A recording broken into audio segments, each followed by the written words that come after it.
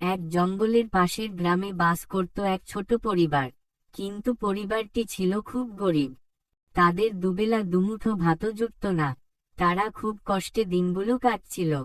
পুটির বাবা, শুনছো কালকে খাওয়ার জন্য কিছুই নেই। কিছু একটা ব্যবস্থা করো।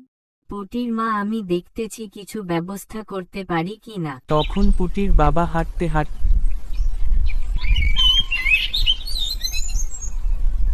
জঙ্গলের পথ দিয়ে হাঁটতে হাঁটতে সে জঙ্গলে পৌঁছে গেল। সে জঙ্গলে অনেকক্ষণ গাছ কেটে এক জায়গায় করল। অনেক সময় হয়ে গেছে বলে সে মাথায় লাকড়ি নিয়ে বাড়ির দিকে হাঁটতে লাগল।